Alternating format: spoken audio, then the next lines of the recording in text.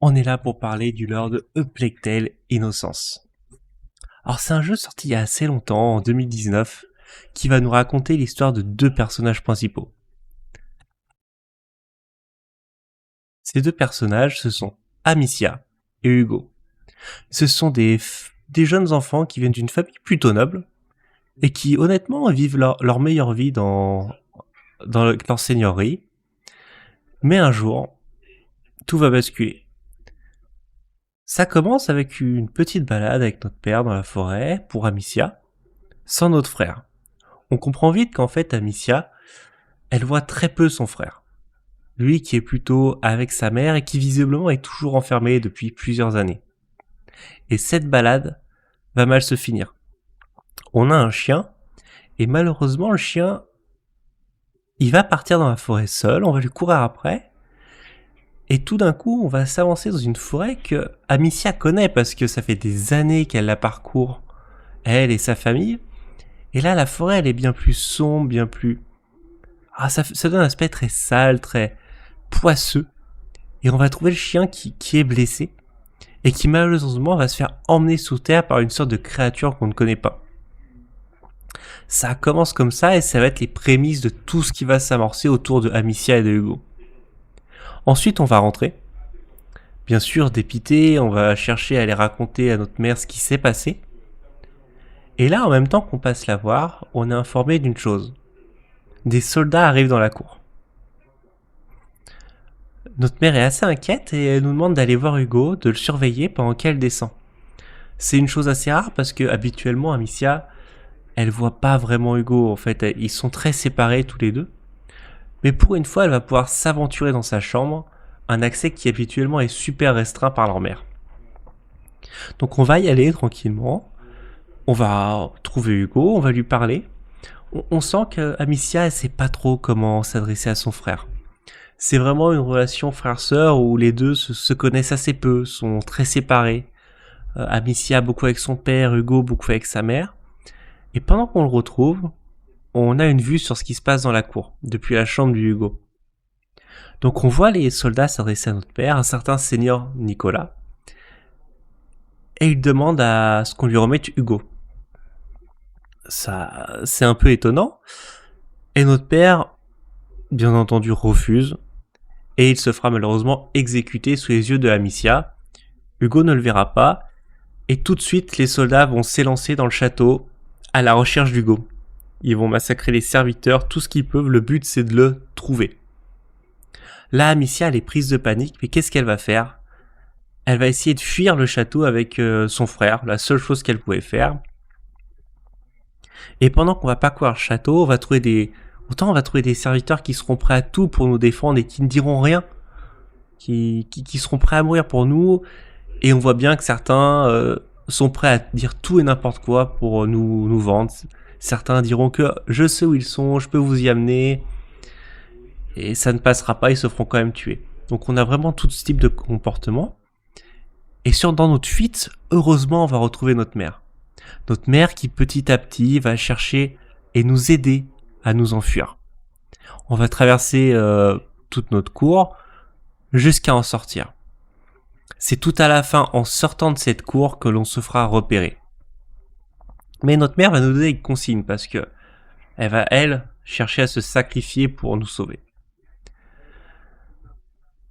Ces consignes seraient de chercher un certain Laurentus. Cet homme, d'après elle, pourrait nous aider. Ce serait enfin un allié parce que là, tous nos repères vont être détruits. Donc, en même temps qu'on fuit, on prend ces mots, mais Amicia, elle est pas très concentrée sur ces mots-là. Elle veut ramener sa mère, qu'elle fuit avec nous, mais elle choisit de rester en arrière, entre guillemets, se sacrifiant, et nous on sort dans la cour. Alors c'est là que se démarre une grosse course-poursuite entre nous et les soldats. On se fait vraiment poursuivre de partout, et pendant notre course, alors qu'on est certaines fois dans des impasses, on voit soudainement des soldats se faire triner sous terre. De manière horrible. Et on comprend pas trop ce qui se passe. On n'a pas le temps, on fonce jusqu'à s'élancer dans la rivière. Une fois dans la rivière, avec les consignes de notre mère, on va en ressortir tranquillement, et on va se rappeler de toutes ces consignes que nous a données notre mère. Trouver un certain Lorientus. Alors, pour ce faire, on arrive dans un village. Un village qu'on connaît. C'est un village qu'on a toujours parcouru, qui appartient à la seigneurie des Deux Runes, qui est la famille de Amicia et de Hugo. Et ce village, on va le parcourir. On va essayer de trouver des personnes pouvant nous aider, nous donner des indications. Mais lorsqu'on arrive dedans, c'est pas le village comme on connaît habituellement, joyeux, avec ses marchés. Non, toutes les portes sont fermées. On voit des portes marquées d'une croix. On comprendra plus tard que ces portes marquées d'une croix blanche sont les portes des malades qui doivent rester chez eux et qui, au final, mourront chez eux sans aucune aide.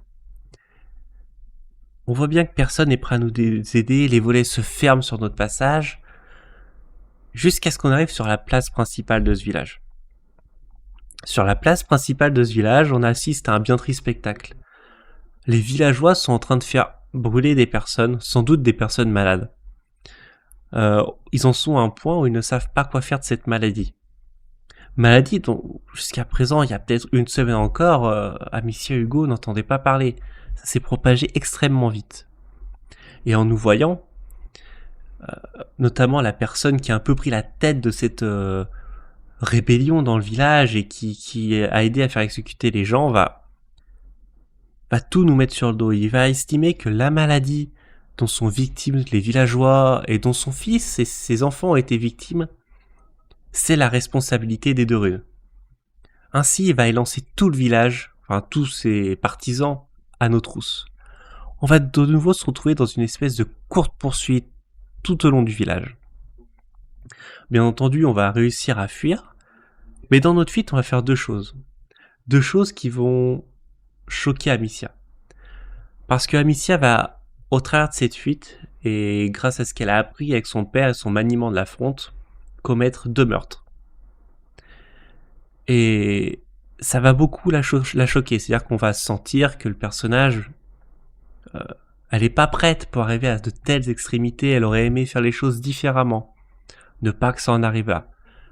Et pourtant, pour défendre sa vie, elle le fera, pour sauver elle et son frère. Les 2 personnes qui vont être abattues seront un villageois qui nous barrera la route et le fameux chef de cette rébellion au sein du village. Mais ainsi, on va réussir à fuir. Et notre fuite, elle se fait par un endroit du village qui est craint de tous depuis que cette maladie s'est répandue. D'après les informations qu'on a réussi à glaner à droite à gauche, c'est l'église. Et dans cette église, on va découvrir des choses assez étranges. Ce sera notre premier contact avec les rats. Ces rats qui ont ramené la maladie. On va y trouver un moine, à notre arrivée, qui va nous dire que voilà, un à un, tous les autres moines sont décédés dans cette église, et on va le suivre. Et il va nous l'expliquer, et au début, on ne comprend pas pourquoi. Et on peut plus passer dans le village pour aller chercher ce fameux Lorientus, qui apparemment est médecin. Donc il va nous proposer de passer par le sous-sol. On prend des torches, on le suit, et là, pour la première fois, du sous-sol jaillit tous les rats qu'on peut voir sur cette image. Ces rats, c'est pas des rats ordinaires. Le moine, en les voyant arriver, est saisi de panique, il ne sait pas quoi faire. Il va chercher à fuir, mais il va être rattrapé et cerné par les rats, qui vont littéralement le dévorer vivant.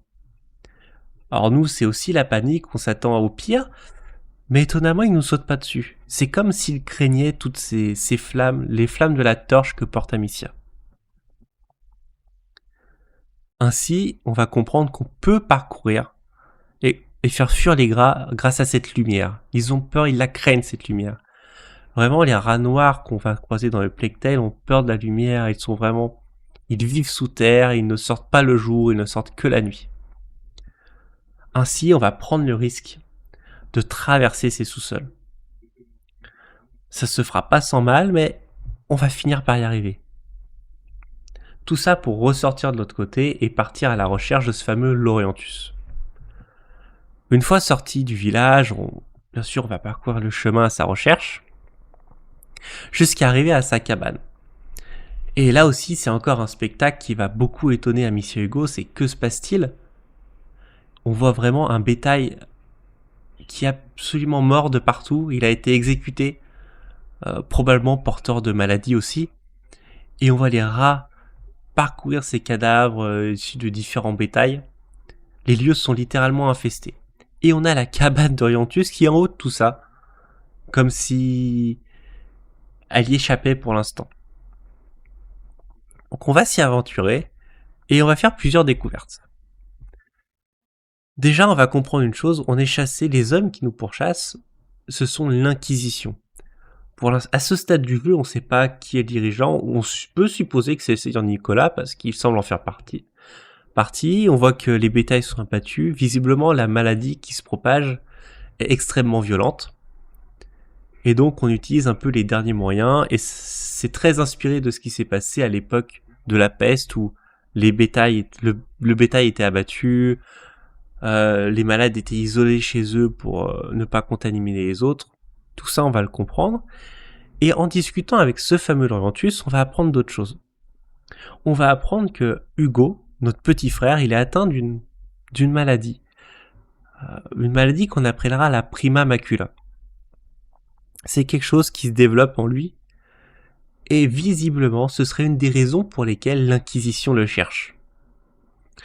Est-ce qu'ils pensent qu'ils veulent l'abattre parce que ce serait la source de cette maladie? On ne sait pas trop pourquoi, mais on sait qu'il l'a en lui. On sait aussi que sur Orientus, on apprend que c'est un alchimiste. Donc il cherche à créer des remèdes à partir de... il cherchait à trouver un remède et à mettre au point un remède avec la mère de Hugo pour lui. Mais ils y sont pas arrivés à temps. Orientus, quand on arrive, c'est un vieillard, il est très affaibli, et on a son disciple avec lui, un certain Lucas, qui va nous accompagner et nous aider. Alors, vu qu'on est dans des maladies qui se propagent vraiment de partout, très loin, très vite, très fort, on arrive dans ce système où les rats vont faire éruption partout dans la cabane d'Orientus, et on va devoir fuir. Dans notre fuite, malheureusement, la cabane prendra feu, ce sera une fin assez terrible pour Orientus, mais nous, on arrivera à fuir, Amicia, Hugo et son disciple, Lucas. Comme je vous le rappelle ici, on va fuir par les marais, comme nous le pouvons, mais on va réussir à sortir de là. Donc maintenant, il nous faut plusieurs objectifs pour Amicia. Déjà, il faut qu'on trouve un endroit où se poser tous ensemble, et pour ça, on va chercher à aller à trouver un refuge. Donc on va parcourir les routes avec Hugo et Amicia, et on va traverser un champ de bataille. Dans la période historique qui a été choisie pour faire le jeu, on se situe au niveau de la guerre français-anglais vers la Nouvelle-Aquitaine, donc dans tout ce qui va être guerre de 100 ans. Et là, on va traverser pareil des champs de bataille. Ce sera aussi très choquant pour Amicia, Hugo, Lucas, parce que on va vraiment traverser des charniers humains, et c'est vraiment des endroits qui rappellent que c'est propice à la maladie, ça fait très sale, il y a les corbeaux, depuis le début du jeu, on sent qu'il y a une odeur de la mort de partout, entre la maladie, les batailles, les cadavres, et on va devoir traverser ce champ de bataille. En traversant ce champ de bataille, bien sûr, on va croiser des pilleurs de cadavres, et notamment des voleurs. Une certaine Mélie et son frère Arthur. Et cette rencontre mènera à notre capture par les Anglais. On va être capturé sur ce camp des Anglais, et les deux voleurs vont, pour je ne sais quelle raison, parce qu'on s'est fait plutôt capturer par leur faute, venir nous libérer. Mélie va notamment libérer Amicia, et du coup on va, dans une petite séquence d'infiltration, chercher à fuir ce camp.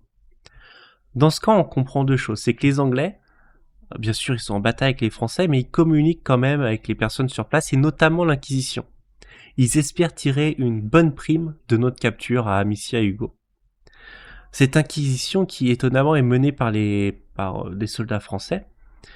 Donc, même si on est en guerre, on voit qu'il y a quand même toute cette communication qui se fait entre l'armée anglaise et l'Inquisition. Et dans notre fuite, on va bien sûr récupérer Hugo.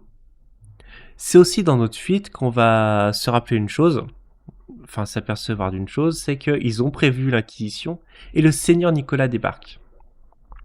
Au moment où il débarque, il s'adresse à nous parce qu'il est à cheval et avant de lancer la capture, il s'adresse à nous, qui nous sommes libérés, et il semble nous connaître. Il nous parle comme si il nous connaissait, comme s'il nous avait vu grandir. Enfin, il semble qu'il nous ait connus plus tôt. Mais nous, Amicia ne connaît pas le seigneur Nicolas, donc bien entendu, on prendra la fuite. C'est la seule information qu'on réussira à tirer. Dans notre fuite, on suit avec du coup Amicia, Hugo et Mélie. Lucas, lui, ne s'est pas fait capturer et il nous attendra plus loin. Et Arthur, lui, prend un autre chemin, mais malheureusement se fera capturer. Mais ça, on s'en apercevra qu'un peu plus tard. Donc voici le seigneur Nicolas qui s'adresse à nous et qui semble nous connaître. On ne verra jamais son visage, ce seigneur. Il est uniquement avec des symboles religieux au niveau de son casque, donc la croix qui semble être la croix du Christ, pour noter l'aspect religieux de l'inquisition qu'il mène, même si pour l'instant on n'en connaît pas tous les tenants, tous les aboutissants. Notre fuite va se faire du coup avec Amicia, Hugo, Mélie qui désormais fuit avec nous le camp des Anglais, et sur le chemin on retrouve Lucas, va nous mener à un château en ruine, le château d'Ombrage. En arrivant dans le château qui est en ruine, on va y installer nos quartiers, mais on va comprendre différentes choses. Les systèmes de château semblent avoir été designés pour faire face aux rats. Il y a vraiment tout un système qui permet de les bouger à notre guise. C'est comme si le château avait été érigé à une période où des événements similaires seraient arrivés. Ce qu'on comprendra qui est arrivé plusieurs fois dans les siècles passés en avançant dans le jeu. En attendant, le château va nous servir de refuge jusqu'à la fin du jeu. C'est là qu'on va y installer notre petit camp de base, tous les 4. Et le jeu se déroulant sur plusieurs mois, on va y passer du temps quand même. Donc on arrive sur place, on s'aperçoit même qu'il y a du matériel alchimique. Malheureusement, une fois sur place, il y a plusieurs choses qui nous embêtent. Déjà, Arthur Mélie comprend qu'il a probablement été capturé, qu'il ne reviendra pas. Donc c'est son frère, il aimerait beaucoup aller le sauver. Et il y a quand même du matériel alchimique, mais Lucas ne connaît pas la manière dont il peut sauver Hugo. C'est-à-dire qu'il n'a pas la recette pour créer ce fameux remède à la prima macula qui infecte notre petit frère. Et il nous parle d'un livre, le Sanguinis Itinera. Pour aller le chercher, il va falloir qu'on s'introduise dans une ville sous contrôle de l'Inquisition et qu'on aille dans un bâtiment où l'Inquisition y a établi ses quartiers, et notamment un bâtiment sous contrôle des alchimistes de l'Inquisition pour trouver ce livre. Donc ça va nous mener à la ville qui est sous le contrôle de l'Inquisition, dont on voit une image ici. Et là on va avoir une des premières grandes inspirations du jeu, qui est en fait la porte de l'Aude de Carcassonne. Les développeurs se sont directement inspirés du lieu, c'est-à-dire si on switch entre les deux, on voit vraiment, voilà, c'est vraiment la porte de l'Aude de Carcassonne. Donc, on arrive dans ce lieu avec un objectif, récupérer le livre Sanguinis Itinerara pour Amicia. Et Mélie, elle, qui ne va pas parcourir la ville avec nous, aura son objectif à elle qui est de libérer son frère.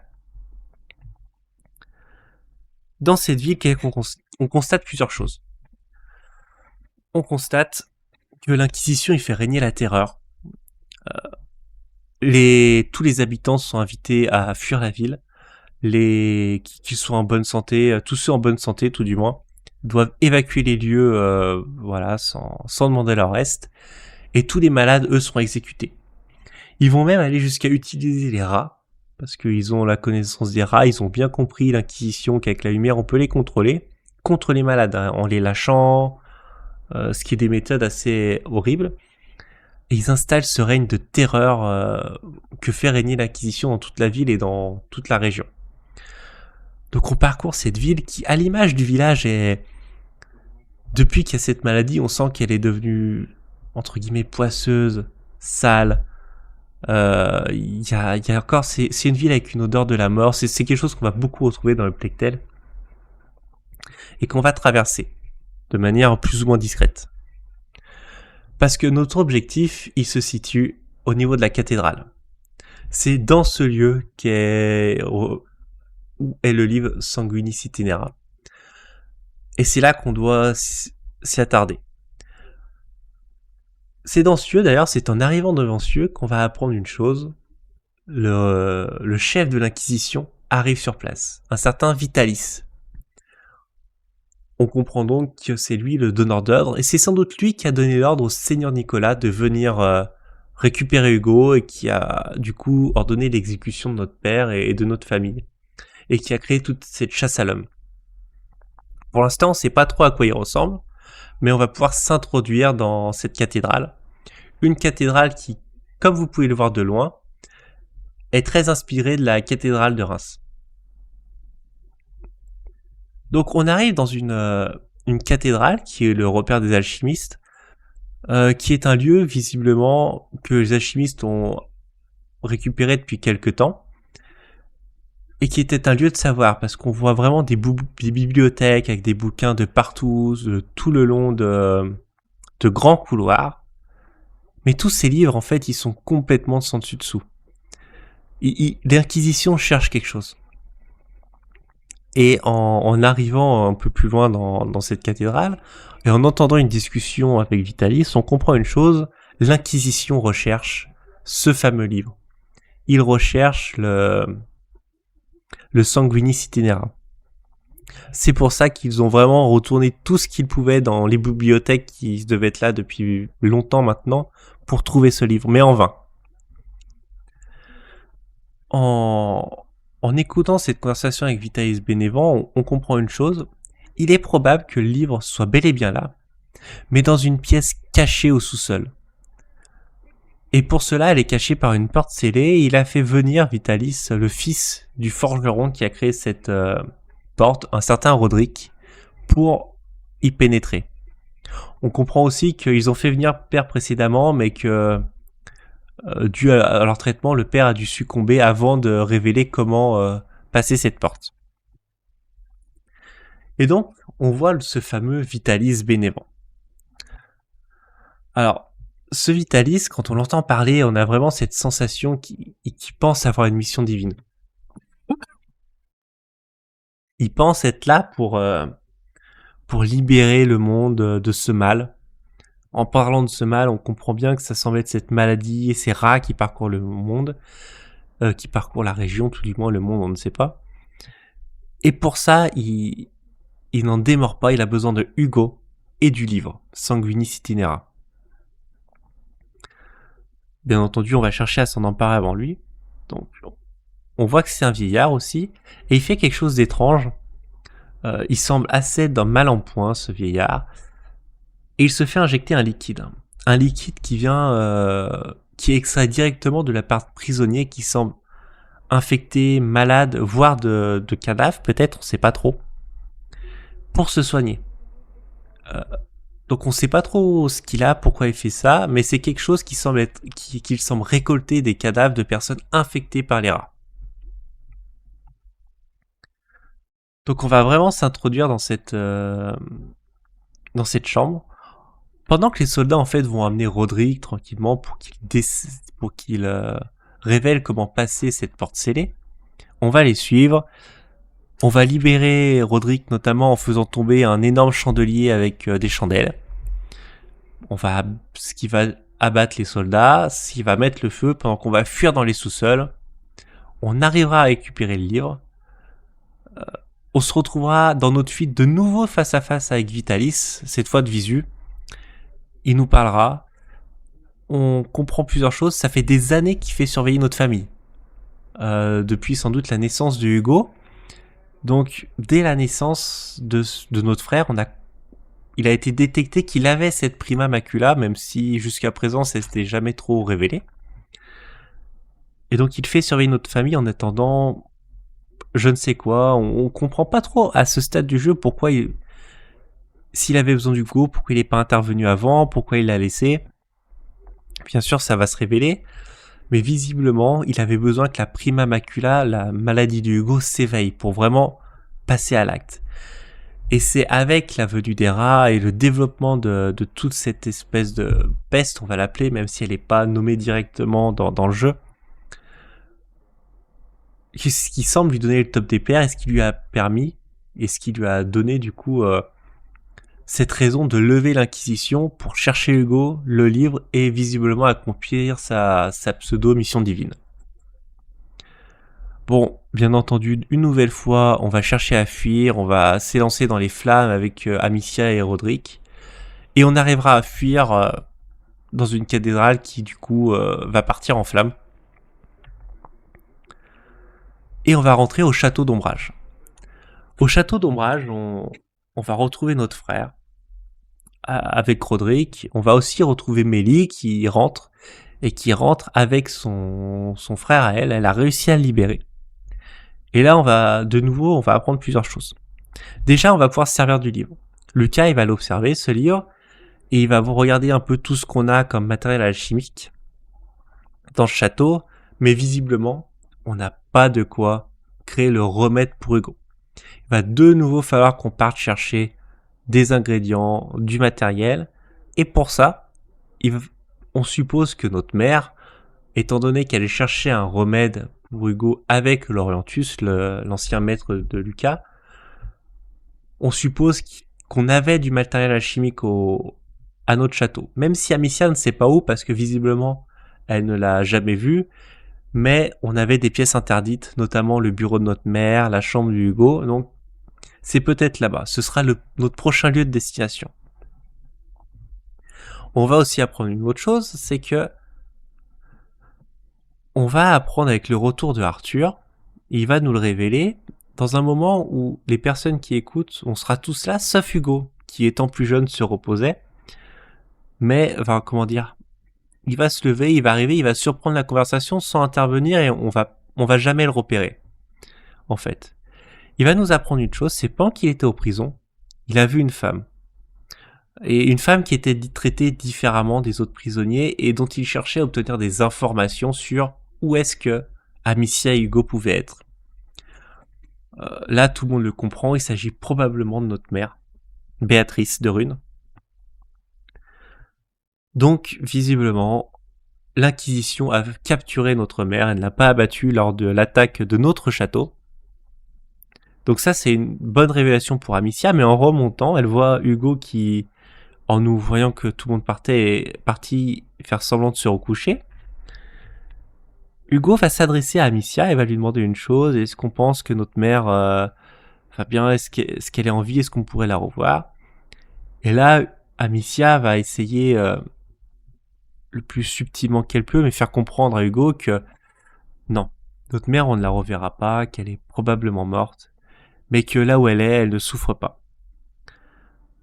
Hugo va pas chercher à contester, mais on voit que il a compris, mine de rien, enfin, il a compris ce qu'Amicia voulait dire, et visiblement, il semble avoir saisi quand même qu'on lui mentait. Une autre chose qu'on voit aussi sur Hugo, là, qu'il faut que je vous précise, c'est que là, on a une image qui le met pas forcément bien en perspective, mais je crois qu'on en a d'autres plus tard. C'est qu'on voit la prima macula progresser dans le sang de Hugo. C'est-à-dire que là, qui sort de son cou partout, on voit que ses veines et toute sa circulation devient noire. Un peu à l'image des rats et de tout ce côté poisseux et morbide qu'on a dans le jeu depuis le début. C'est aussi quelque chose qui nous fait aller très vite du coup à notre château, le château des Runes. Le château, cette fois on y va avec Lucas, parce que c'est lui qui a les connaissances pour faire de l'alchimie. On arrive près de notre château, et là le château il est complètement transfiguré par les rats. C'est vraiment, ils ont fait comme leur nid dans notre château, c'est c'est poisseux de partout. Vraiment, on reconnaît plus ce qu'on a parcouru au début du jeu. C'est-à-dire les jardins qu'on a traversés pour fuir au début du jeu, il n'y a plus rien de reconnaissable. C'est vraiment, ça a été pris à partie par les rats, c'est un peu entre guillemets leur royaume maintenant, c'est comme un immense nid pour les rats.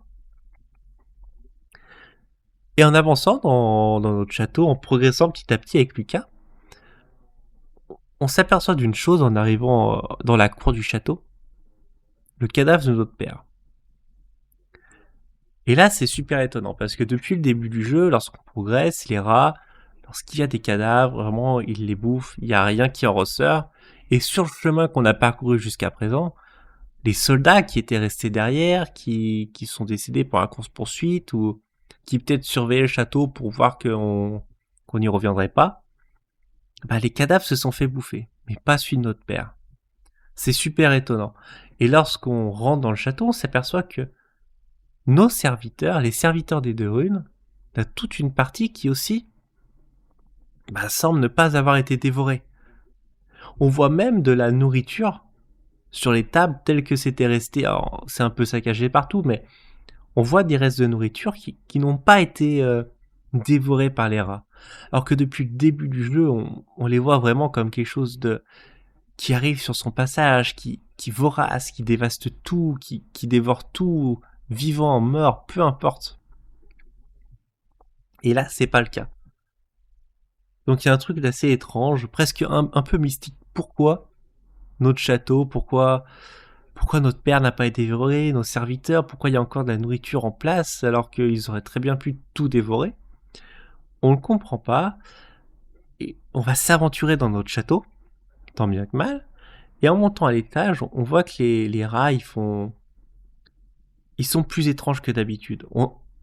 Depuis le début, pour survivre à leur invasion, il faut vraiment qu'on soit dans la lumière, pas qu'ils puissent approcher, et là on va passer les escaliers, on va être dans un coin, et même plutôt sombre, et on va avoir des chemins de rats comme s'ils se dirigeraient tous dans la même direction. Et ils vont un peu nous ignorer, plus ou moins. Donc on va en profiter pour passer sans trop comprendre. On va passer les bureaux de notre mère. On va voir une chose, pas de matériel alchimique. Alors là, on est un peu embêté parce que où est-ce qu'on pourrait trouver ce matériel alchimique? On sait pas trop, et juste après le bureau de notre mère, il y avait la chambre de Hugo parce qu'elle avait mis ses bureaux juste à côté de la chambre. Et la chambre de Hugo, c'est la seule pièce qui est intacte. Tout le reste, ça ressemble à un énorme nid de rats, c'est assez poisseux, mais la chambre de Hugo, c'est comme si personne n'y avait mis les pieds. Les rats ne s'y sont pas aventurés. Encore une fois, on comprend vraiment pas ce qui se passe. On va continuer de discuter avec Lucas parce que même si on comprend pas, le plus important pour nous à ce moment-là, c'est de trouver du matériel alchimique. Et on va discuter un peu avec Lucas de où est-ce que notre mère pourrait mettre son matériel. On va chercher du coup avec Amicia un peu les lieux qui nous étaient interdits. Et en discutant, il y a un lieu qui était interdit à Amicia que leur mère arrêtait pas de dire c'est dangereux, qu'elle ne voulait pas aller voir là-bas. C'était les anciennes ruines romaines. Visiblement, on se dit que si elle nous l'a vraiment tant interdit, c'est peut-être pour y cacher quelque chose, donc on va tenter de s'y aventurer. Petit souci, en pénétrant dans la chambre de Hugo, les rats vont devenir fous. Tout d'un coup, ils vont tout dévaster, rentrer dans la chambre, alors qu'ils ne l'avaient pas fait jusqu'à présent, et vraiment partir à notre poursuite plus ou moins. Vraiment, les rats, ils vont énormément bloquer notre passage, ils seront encore plus durs à passer que ce qui se faisait au préalable. Donc avec Lucas, on va vraiment galérer, mais petit à petit, on va arriver jusqu'aux ruines romaines. Visiblement, même à l'époque des Romains, dans l'histoire du jeu, ils ont été confrontés à la prima macula, les Romains à leur époque. C'est pour ça que dans ces ruines romaines, Lucas va reconnaître des symboles alchimiques. C'est que les Romains, à leur époque, eux aussi, ont dû faire face à la prima macula et trouver un remède. Et il y avait probablement, comme nous à l'époque, un enfant atteint de cette prima macula. Donc, On n'en sait pas plus, mais on comprend qu'il y a 3 périodes qu'on peut identifier atteintes par la prima macula. La nôtre, celle dans laquelle on joue avec Amicia et Hugo, où c'est Hugo qui est atteint. Visiblement, une autre, probablement quelques siècles en arrière, liée au château d'ombrage, parce que le château semble avoir vraiment été designé pour combattre les rats, et une encore plus ancienne, à l'époque des Romains. Donc c'est quelque chose qui revient. On n'a pas une idée de la fréquence pour l'instant, enfin, même à la fin de Plecté Innocence, on n'a pas une idée de la fréquence à laquelle revient cette maladie, la prima macula, mais on comprend que, voilà, régulièrement dans le temps, elle revient. Mais on n'était pas là pour ça avec Lucas, on était là pour mettre au point le remède. Alors Lucas va y arriver, on va mettre au point le remède, et pendant que Lucas mettait au point son remède, on était vraiment harcelé par les rats. Mais c'était assez terrible. Donc avec Lucas, pendant qu'il mettait au point son remède, vraiment on était harcelé par les rats, c'était compliqué. Et au moment où il va y arriver, les rats vont cesser de nous attaquer. Ils vont même nous... On va passer avec cette fiole dans laquelle il y a le remède pour Hugo. Ils vont même s'écarter autour de nous, nous laisser passer. Pourquoi? On n'en sait rien, mais visiblement, je sais pas, l'odeur que dégage ce remède, quelque chose, fait qu'ils n'osent plus nous approcher. Ils ne nous attaquent pas, ils ne nous approchent plus. Donc qu'est-ce que l'on va faire avec Lucas? On va rentrer au château d'ombrage, tout simplement. Au château, on arrive et on administre ce remède à Hugo. Tout se passe bien, bon, faut le temps que ça fasse effet, ça fera pas effet tout de suite. On le comprend bien et en plus on voit que c'était temps parce qu'on voit vraiment les veines de Hugo devenir vraiment de plus en plus noires, ça arrive jusque sous ses yeux, plein ses joues. On arrive visiblement à temps pour lui donner ce remède. On est heureux, on a enfin réussi, on pense pouvoir s'accorder un peu de repos.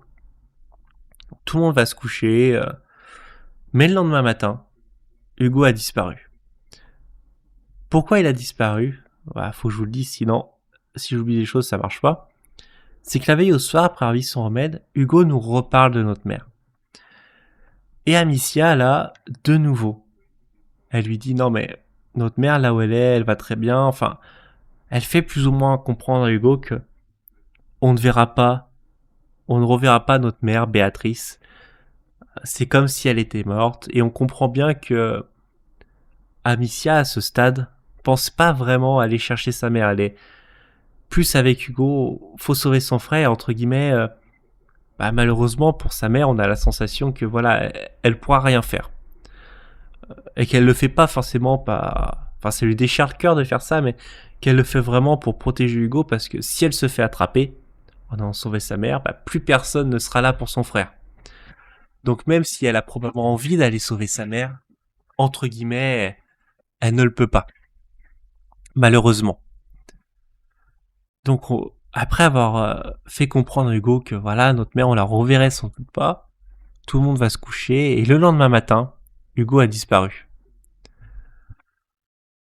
Amicia va s'élancer à sa recherche vraiment sans réfléchir, en fonçant, et malheureusement à faire une chute assez violente qui va la coucher pendant les 3 prochains jours. Sauf que pendant ces 3 jours, vraiment, on va avoir une petite séquence de jeu dans la tête d'Amicia pour comprendre ce qui se passe. Donc on va la voir dans ses rêves à la recherche de Hugo.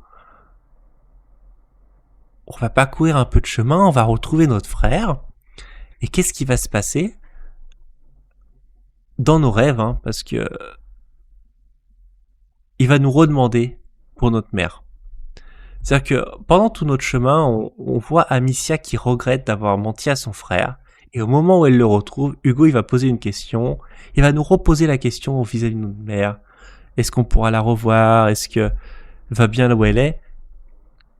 Et de nouveau, Amicia, alors qu'elle avait des regrets quelque peu avant, sans doute parce qu'elle sait pas comment le faire, comment faire, elle va de nouveau mentir à Hugo en lui redisant non mais notre mère, là où elle est, ne souffre plus, et insinuer plus ou moins qu'on ne la reverrait jamais. on comprend bien que c'est que Amicia, elle le fait pas, voilà, elle ment pas à son frère par gaieté de cœur, elle le fait pour essayer de le protéger, même si lui mentir, ça, de ce qu'on a compris de la séquence juste avant, ça lui déchire le cœur, elle a pas envie de lui mentir, mais elle estime que il faut qu'elle lui mente pour le protéger. Est-ce que c'est une bonne chose ou pas? Bon, vu qu'il a fui, visiblement pas une bonne chose, mais elle le fait pour lui. Et à ce moment-là, Hugo, il va nous dire d'accord, dans ses rêves, il va nous prendre la main, on va avancer ensemble en disant on retourne au château. Et sur le chemin, on entend une voix. C'est comme s'il entendait la voix de notre mère qui nous appelle. Et Hugo, il va s'élancer à la poursuite de notre mère, enfin la voix de notre mère dans les rêves d'Amicia. Il va la poursuivre et nous on va poursuivre Hugo, on va le poursuivre, mais on n'arrivera jamais à le rattraper. C'est vraiment un de ces rêves où peut-être que certains ont connu ça, où on court après quelque chose qu'on n'arrive jamais à rattraper. Et un peu à la manière d'un rêve, on arrive sur des séquences de plus en plus glauques, un peu comme il y a sur la diapo là, où en plus on va avoir de plus en plus de mal à progresser dans notre propre rêve, ça devient très compliqué. Alors qu'Hugo, lui, il est loin devant, on l'aperçoit plus qu'en silhouette. Et on arrive là dans ces espèces de tunnels. On avait les rumeurs avant de Amicia qui a menti à son frère, qui voilà. Et là, on arrive dans cette espèce de tunnel de cadavres, de soldats un peu partout, très sales, coincés dans des nids de rats, assez horribles. Et Amicia, bien sûr, elle est prise de dégoût et c'est comme si les murs s'adressaient à Amicia. Et bien sûr, elle le dit, elle ne voulait pas faire ça, elle a des regrets, mais elle le dit bien. Mais pour protéger son frère, si elle devait le refaire, elle le refera. Parce qu'elle estime ne pas avoir le choix et que voilà, c'était pour sauver leur vie de l'Inquisition qui, on comprendra très vite un peu près, mais leurs raisons ne sont pas très nobles non plus. Donc même si Amicia elle est bouffée par les regrets, par ses actes, on sent que ça la travaille, elle est prête à recommencer pour son frère. Et on continue d'avancer, on passe ce tunnel et là on arrive dans cette mare de rats énorme avec juste au bout de ce lac de rats, en plein milieu, on a Hugo et le seigneur Nicolas. C'est comme si Hugo, dans les rêves d'Amicia, s'était livré à l'Inquisition par notre faute, parce qu'on lui a menti, parce qu'on n'a pas réussi à le protéger. Et Amicia, elle a de plus en plus de mal à progresser dans cette mare de rats jusqu'à s'y noyer carrément, sans réussir à récupérer Hugo. Et le rêve se termine là-dessus. Le rêve se termine là-dessus, et tout d'un coup, on incarne Hugo. Qu'est-ce qui s'est passé du côté d'Hugo? Alors Hugo, bien sûr, dans sa fuite, c'est un jeune enfant. Il doit avoir environ 6 ans, et il a fui sur un coup de tête, et il s'est fait capturer. Mais Hugo, il est super important pour l'acquisition, ils ne peuvent pas le tuer. C'est pas possible. Ils ont besoin de lui. Donc ils ne l'ont pas tué, et au contraire, ils ont même prélevé du sang sur lui. On voit un alchimiste qui sort une seringue qui a prélevé du sang, et qui nous promet plus ou moins qu'on va revoir notre mère. Enfin voilà, on sent qu'il cherche à nous amadouer. Hugo, il fuit avec nous, avec Amicia, depuis le début du jeu. Donc au moment où l'alchimiste le laisse, qu'est-ce qu'il fait? Il se lève de sa chaise et il cherche un moyen d'aller voir sa mère par lui-même, parce que ça fait des jours qu'on lui promet qu'il va voir sa mère et que ça arrive toujours pas. Étant tout petit, on va se faufiler parmi les placards, trouver des petits interstices pour sortir de notre pièce dans laquelle on est retenu, même si on n'est pas dans des cachots, on est vraiment plutôt dans une espèce de bureau, dans ce qui semble être une cathédrale, probablement la cathédrale où nous avons volé le Sanguinis Itinera. Donc on n'était pas dans le geôle, c'était pas impossible de fuir, c'est que on a l'impression au traitement de Hugo, à l'homme qui nous parle, pas pendant longtemps, mais qui essaie plus de l'amadouer en lui disant oui tu vas revoir ta mère, faut juste que tu fasses quelque chose avant, de l'amadouer là-dessus. Et au bout d'un moment, n'arrivant pas, Hugo va chercher à fuir. Dans notre fuite, on va avoir des choses super étonnantes. Déjà, le bâtiment dans lequel on est, ça ressemble être une cathédrale. On peut supposer que c'est la cathédrale dans laquelle on a dû voler le livre Sanguinis Itinera, comme on a fait au début. Mais dans des estrades plutôt supérieures. En parcourant, on s'aperçoit qu'ils ont complètement transformé la cathédrale. Maintenant, il y a carrément tout un système pour extraire des substances venues des rats. Donc on extrait tous ces produits venus des rats. On comprend aussi, en écoutant les conversations des soldats, que Vitalis il est mal en point, il se serait fait mordre. Donc Vitalis doit être malade. Ça doit être pour ça qu'il se fait injecter des choses venant des cadavres infectés par les rats. Ils doivent réussir à le maintenir en vie de cette manière, même si c'est assez horrible. Et à côté de ça, ils ont tous ces systèmes vraiment pour extraire ces substances venant des rats. On sait pas trop à quoi ça sert. On continue avec Hugo, et on s'aperçoit même que c'est fou. Ils font des sacrifices. C'est-à-dire que, comme on voit sur l'image, là, voilà, c'est vraiment cette image-là. Ils sacrifient les gens à genoux au-dessus d'espèces de grillages pour que les rats se nourrissent de leur sang. Mais pas de leur cadavre, que de leur sang. Donc bien sûr, on voit ça. On continue avec Hugo. Je sais pas si j'ai mis une image. Non. On continue avec Hugo. Et qu'est-ce qu'on voit? Des rats, mais qui ne sont pas noirs. Des rats blancs ou... Ah, je sais pas trop si qui sont blancs ou si c'est qu'ils sont un peu comme ces chats sans poils. Mais ils sont différents. Visiblement, ils ont fait l'Inquisition et les alchimistes de l'Inquisition travaillent sur ces rats depuis super longtemps. Ils font des générations de rats. Ils expérimentent, ils changent leurs habitudes alimentaires, ils essayent plein de choses juste à avoir créé cette espèce différente de rats. Des rats un peu comme des rats sans poils, un peu comme les chats sans poils mais version rat. Ou des rats blancs, je sais pas trop, on en verra plus tard. On comprend pas pourquoi ils font ça, Hugo comprend pas tout du moins. Mais vraiment, ils cherchent à utiliser ces rats. Et l'Inquisition, depuis le début, ils s'en servent beaucoup des rats. Les rats noirs, ils s'en servent pour extraire de la substance, ils s'en servent contre les malades, ils cherchent à créer une autre espèce de rat. Vraiment, ça donne pas l'impression qu'ils les combattent vraiment, ces rats. Ils cherchent plus à les utiliser. À quelle fin, on sait pas trop, pour l'instant. Avec Hugo, on continue, et on va même libérer notre mère, Béatrice. Béatrice, elle était retenue, elle, dans les cachots. Et en la libérant, elle va nous apprendre quelque chose à Hugo. Elle va nous dire que voilà, la prima macula, c'est pas une maladie en fait. Entre guillemets, ce serait un don. Est-ce qu'on peut vraiment appeler ça un don vu tout ce qui se passe autour? Je suis pas sûr, mais ça permet à Hugo de contrôler les rats. Alors,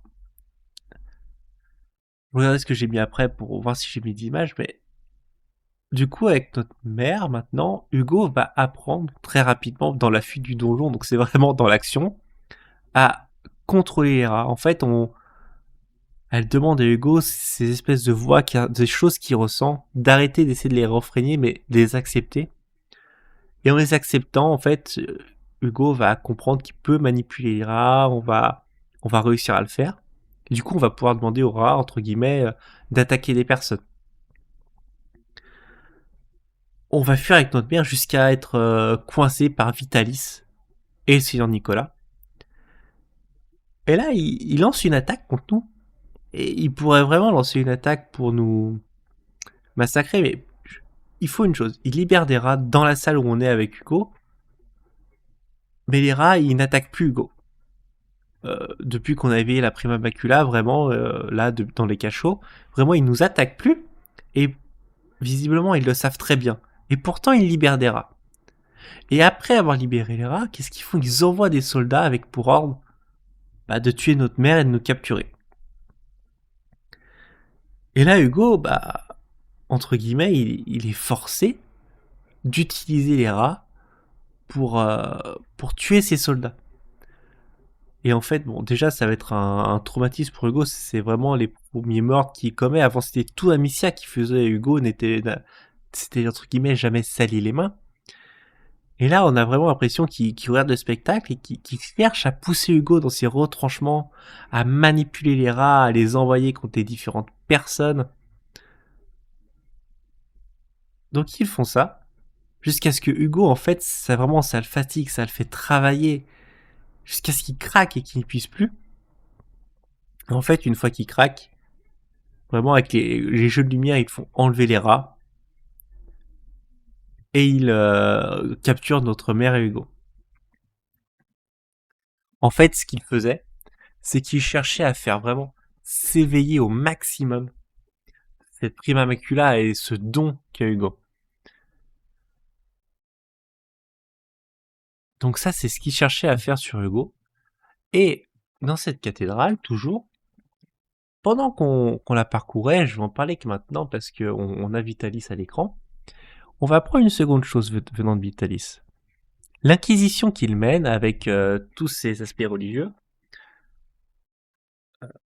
en fait, elle n'a pas été autorisée par l'Église. Et là, on a un archevêque qui vraiment vient dans l'Église pour dire à Vitalis, votre inquisition n'a pas été acceptée par le pape, qu'il allait être excommunié. Et là, Vitalis, vraiment, il a le syndrome vraiment de l'homme qui se prend pour un dieu. Il dit, mais voilà, on ne peut pas excommunier un saint.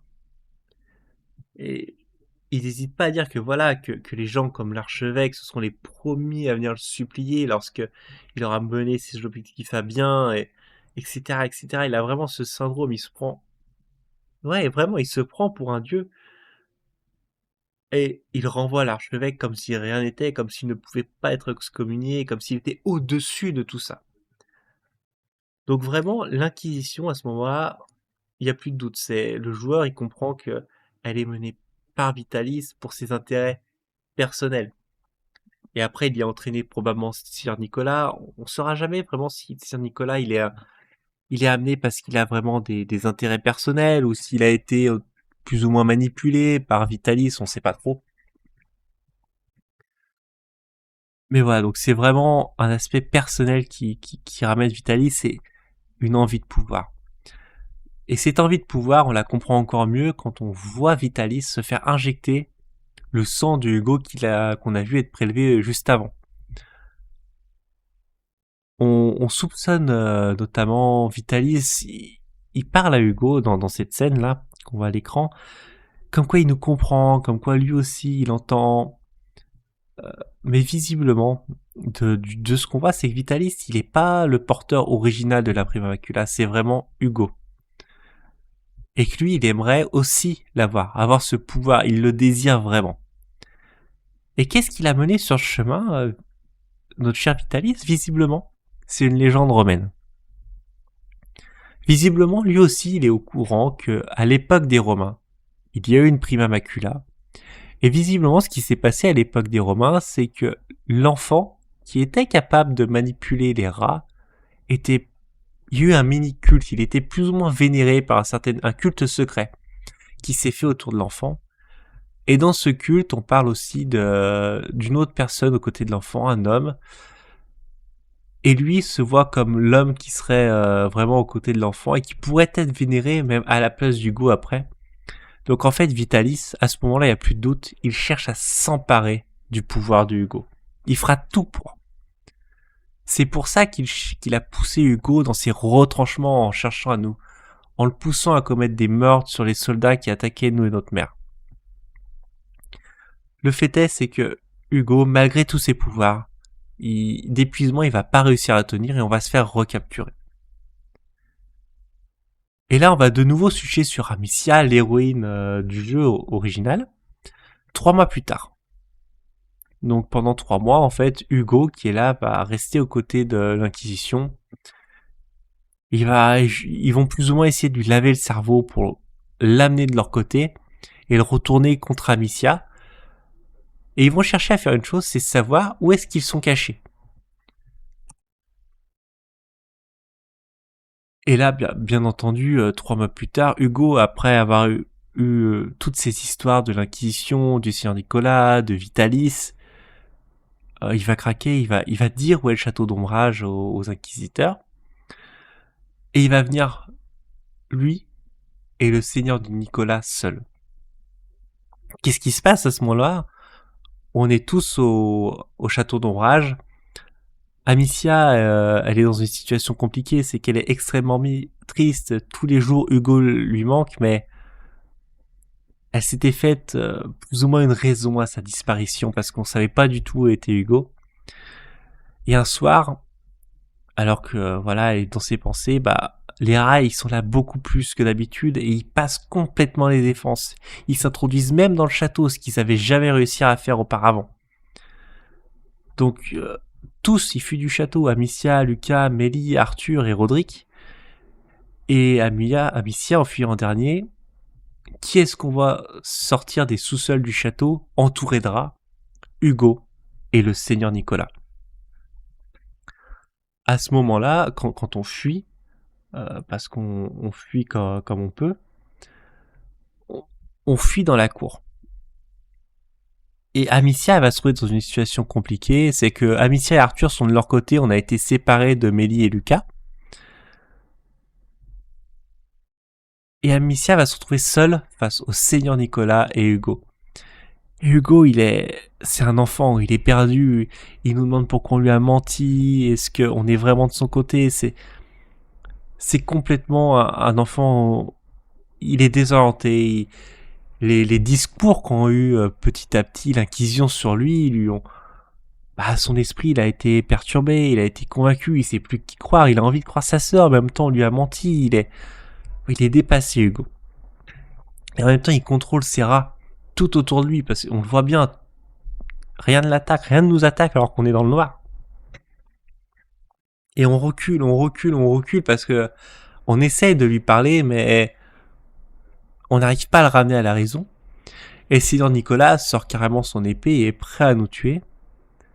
Mais là, Arthur qui était avec nous, qui s'était un peu fait oublier sur le côté, fait tomber un échafaud sur le seigneur Nicolas, ce qui le fait tomber à terre. Et Amicia et Hugo se retrouvent plus ou moins isolés.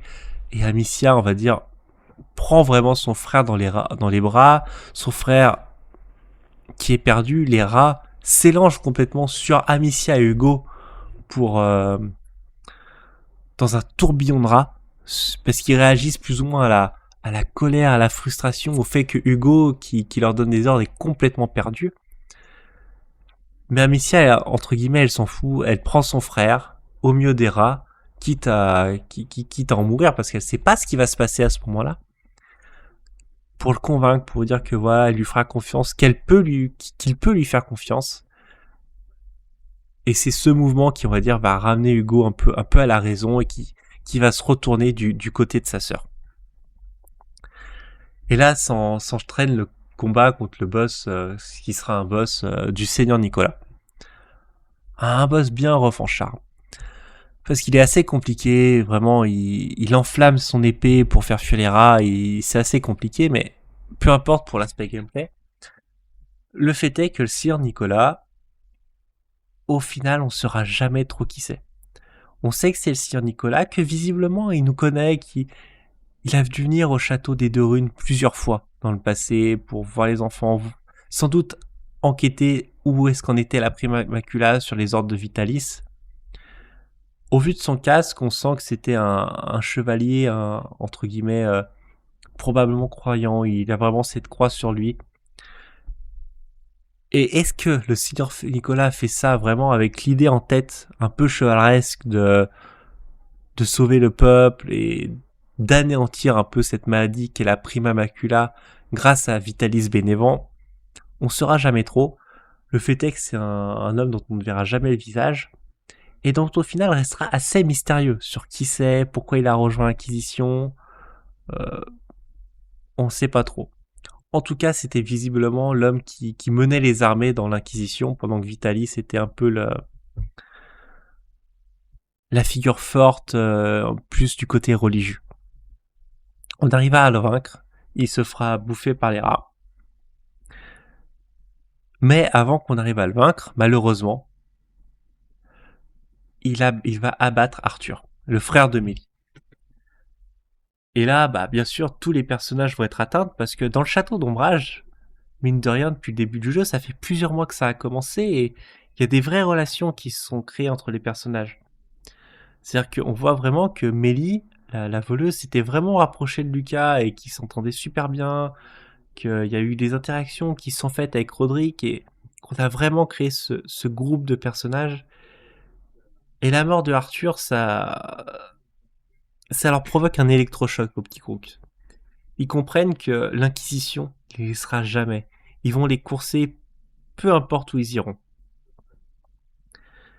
Et là, tous, ils se font une promesse un peu en mode shonen, c'est bah, quitte à se faire toujours poursuivre, on va aller mettre un terme à tout ça et on va mettre un terme à cette folie de Vitalis Bénévent et de l'Inquisition.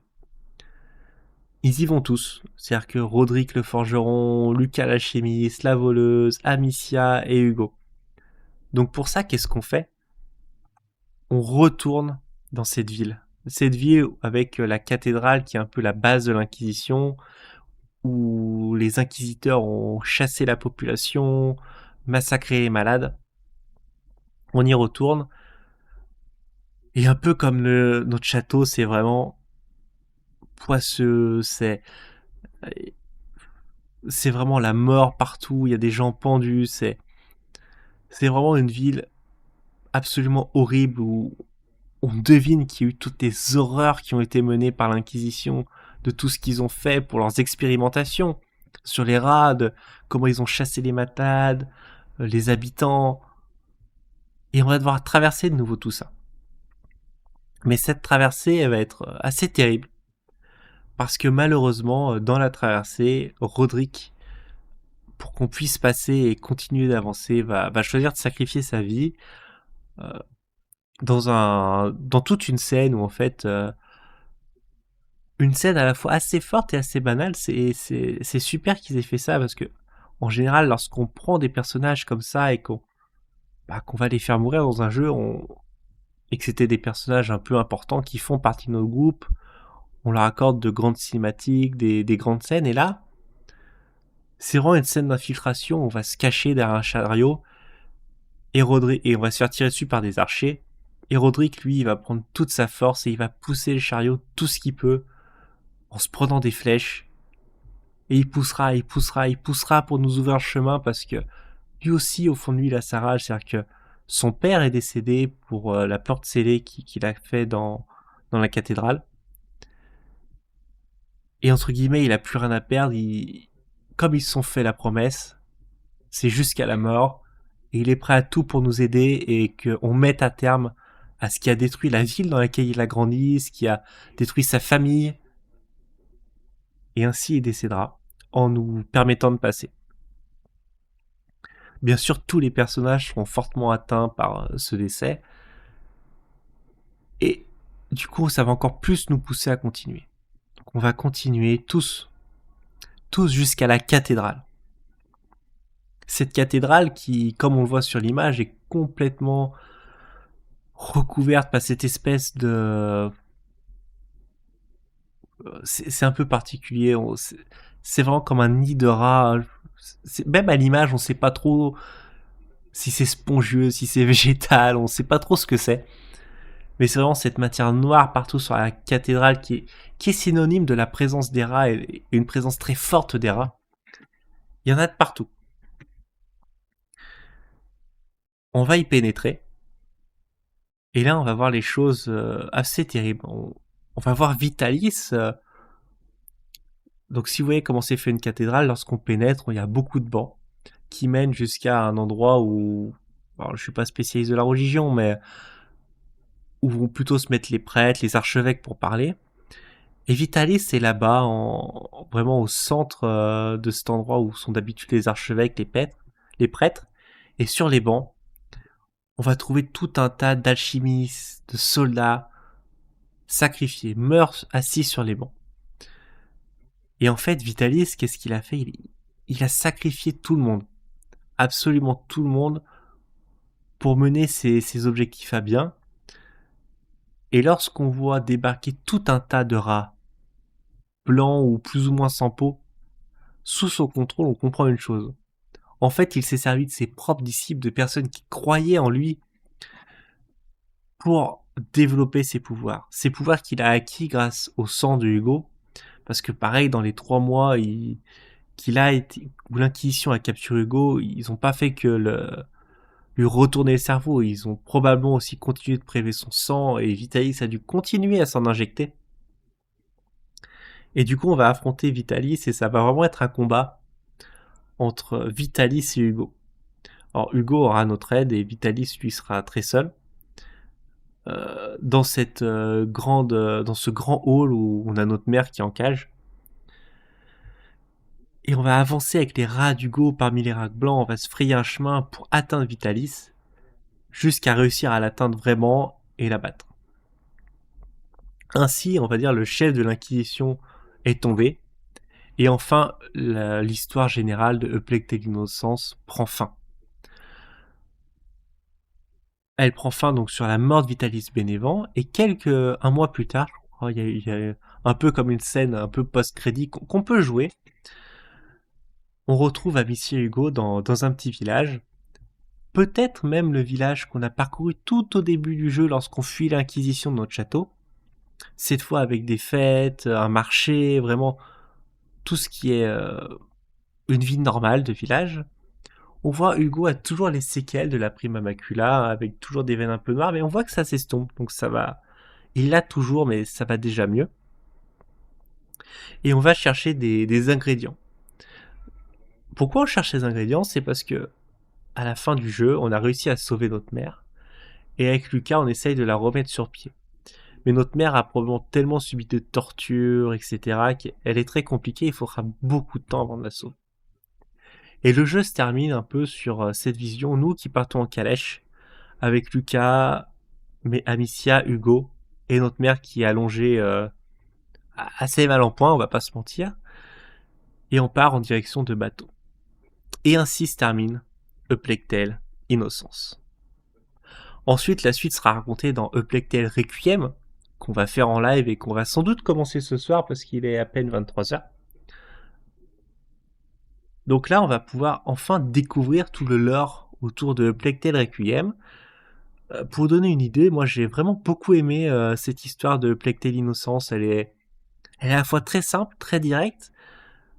Voilà, il y a encore, il y a peut-être des zones d'ombre sur le Seigneur Nicolas, sur Vitalis, qu'est-ce qui les a vraiment poussés, l'histoire en background, mais vraiment, elle va à l'essentiel, elle nous fait vraiment vivre la relation entre Amicia et Hugo, ces moments où ils se connaissaient pas vraiment, ils évoluent ensemble, ils...